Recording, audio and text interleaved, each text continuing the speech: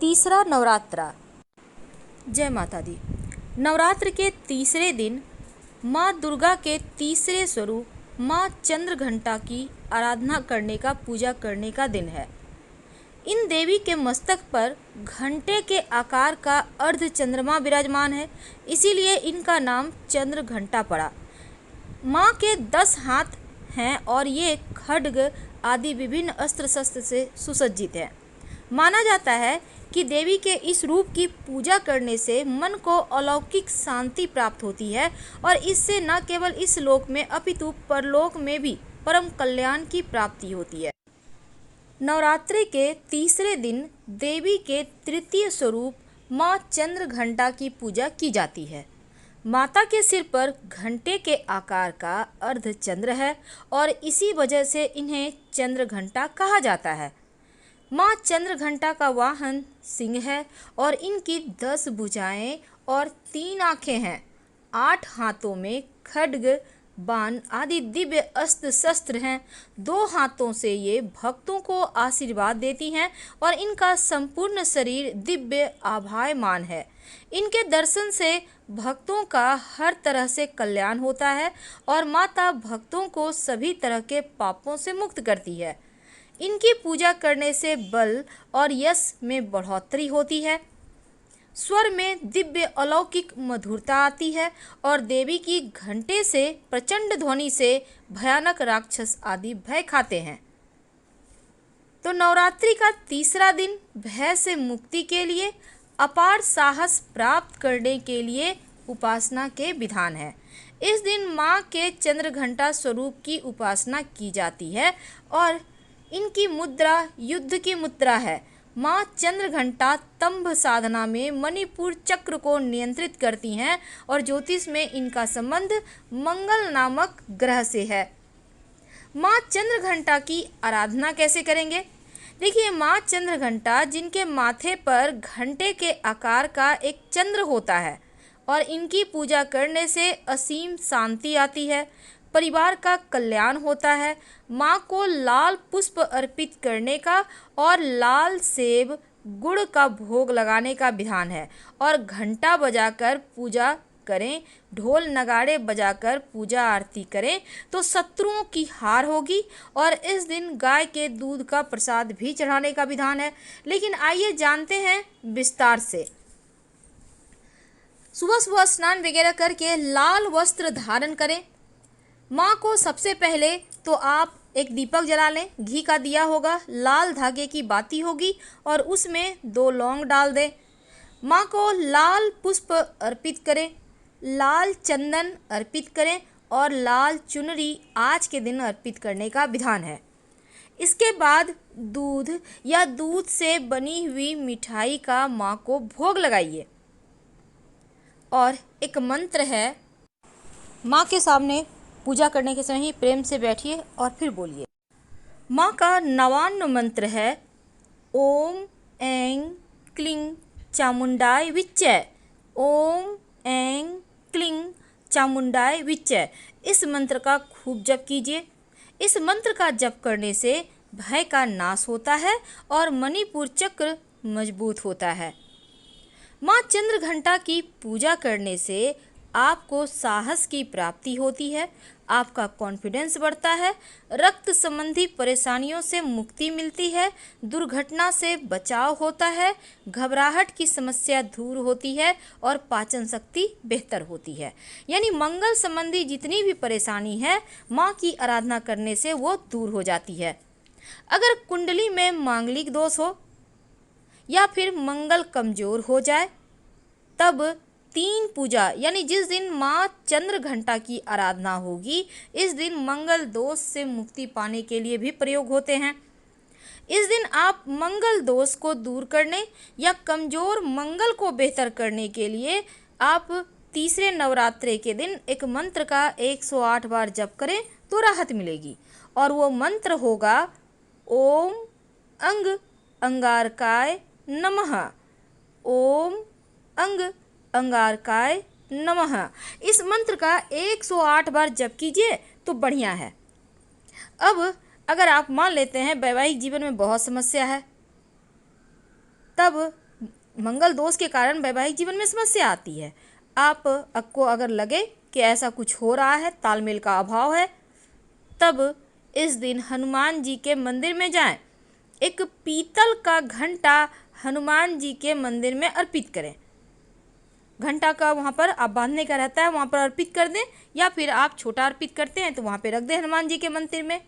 ये घंटा हनुमान जी के मंदिर में रखने से वैवाहिक जीवन की समस्या दूर हो जाएगी।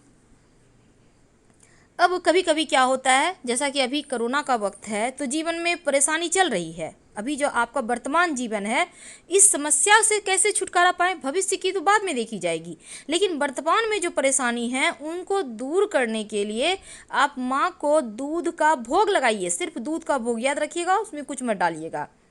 एक कटोरी में दूध का भोग लगाइए माँ को, और बाद में प्रसाद के रूप में सब कोई ग्रहण कीजिएगा। जीवन की सारी चिंताएं समाप्त हो जाएगी, मन शांत रहेगा। अब कई बार क्या होता है, कर्ज बहुत हो गया है और माता रानी का तीसरे स्वरूप की पूजा करने से मंगल के कारण कर्ज दोष बढ़ता है जीवन में, और धन की समस्या परेशान करती है। अब आपके पास बहुत कर्ज बढ़ गया है, धन आ नहीं रहा, बहुत सारे पैसे ब्लॉक हो गए हैं। एक उपाय और आपके कर्ज की समस्या, धन की समस्या को दूर करेगा। तो क्या करेंगे? सबसे पहले तो आपको चाहिए एक पीपल का पत्ता ले आएं। एक पीपल का पत्ता, याद रखिए। अब आपको थोड़ा सा सिंदूर लेना है और थोड़ी पानी मिलाकर सिंदूर को हल्का सा गीला करें। अब पीपल के पत्ते पर चिकने हिस्से पर रिंग लिखें, और ये लिखना है सिंदूर से, और फिर माँ के चरणों में रख दें। बाद में इसको पर्स में या धन के स्थान पर रख लीजिएगा, बरकत होगी। तो माता रानी के पास अगर आप पीपल के पेड़ के पत्ते का प्रयोग करते हैं या पीपल के पेड़ के पास जाकर प्रयोग करते हैं, तो माता रानी की कृपा से जीवन के हर परेशानी, बाधाएं समाप्त हो जाती है और आपकी समस्त मनोकामनाएं भी पूर्ण होती है। तो जो रिंग है वो बीज मंत्र है, और बीज मंत्र में पूरे मंत्र का सार छिपा होता है, और बीज मंत्र सबसे ज़्यादा जल्दी और चमत्कारिक रूप से प्रभाव भी देता है। इसके बाद माता रानी के चरणों में ये पत्ता रख दें, माता रानी से प्रार्थना करें। वैसे ये उपाय आप तृतीय नवरात्रा के दिन यानी माँ चंद्रघंटा की पूजा में भी कर सकते हैं, या आप मान लेते हैं इस दिन नहीं कर पाए तो किसी भी दिन, किसी भी नवरात्र में किसी भी दिन आप ये उपाय कर लीजिएगा। माँ को सबसे जो पसंद है ज़्यादा, अभी तक हमने आपको कहा दूध का भोग लगाइए, लेकिन माँ को जो सबसे ज़्यादा पसंद है और उसका अगर भोग लगाकर प्रसाद के रूप में खाते हैं तो यकीन मानिए जीवन की हर कष्ट दूर हो जाएंगे। तो पहली वस्तु है रबड़ी। रबड़ी यानी दूध को गाढ़ा करके बनाना है आपको, उसमें मीठी वस्तु जरूर डालिएगा। मिश्री थोड़ा सा रखें, एक प्लेट में सब कुछ सजा के रखें।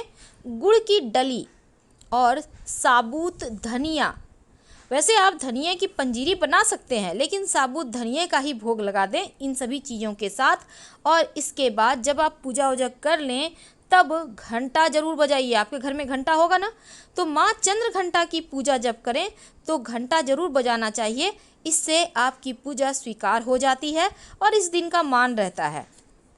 अब हम एक और बात करेंगे।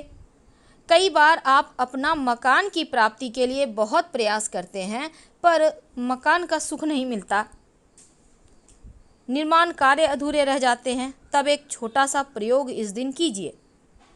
आपको चाहिए होगा सफ़ेद कागज। सफ़ेद कागज का मतलब मैथ वाला कागज लेना है, जिसमें लाइन खींचे रहती है, वो कागज मत लीजिएगा। और हल्दी का पाउडर। अब इस सफ़ेद कागज पर हल्दी के पाउडर से, यानी पाउडर को आप गीला कर ले थोड़ा सा, अपना नाम लिखिए, अपनी जन्म की तिथि लिखिए और दूर्वा की सहायता से थोड़ा सा गंगा जल इस कागज़ पर, जहाँ पर आपने अपना नाम जन्म तिथि लिखा है, वहाँ पर छिड़क दें। फिर कागज़ को 2 बार मोड़कर या एक ही बार मोड़कर आप भगवान से प्रार्थना करें, लंबी सांस छोड़ें और फिर माँ के चरणों में या मूर्ति तस्वीर के नीचे वहाँ पर साइड में रख दें। माँ से प्रार्थना करें, शीघ्र ही अपना घर का सपना पूरा होगा और आप माने चाहा तो अगले नवरात्र तक अपने घर में रहकर माता रानी की पूजा करेंगे। तो आज हमने आपके साथ शेयर की माता रानी के सबसे प्रिय मंत्र, नवान्न मंत्र, मंगल को बेहतर करने के तमाम प्रयोग। सबसे अंत में एक छोटा सा प्रयोग, पीपल के नीचे 1 लोटा जल जरूर डालना है, लेकिन जल में 1 चम्मच दूध, 1 चुटकी अक्षत यानी चावल, थोड़ी सी मिश्री और 1 चुटकी काला तिल डाल लें लोटे में और लेकर जाइए पीपल के नीचे अर्पित कर दें। ओम नमो भगवते वासुदेवाय का जितना ज़्यादा जप कर सकें वो उत्तम होगा। और उसके बाद आपको पीपल के पेड़ के नीचे गिरे हुए पत्ते एक अच्छा सा देखकर चुनकर ले आएं, फिर उसी को धोकर आप तमाम क्रिया कीजिए तो आपके लिए उत्तम होगा। तो हम आपसे विदा लेते हैं। पीपल में जल जरूर अर्पित करें और पीपल के पत्ते का भी प्रयोग करें। हम आपसे विदा लेते हैं। जानकारी अच्छी लगे तो लाइक कर सब्सक्राइब करें। हर हर महादेव।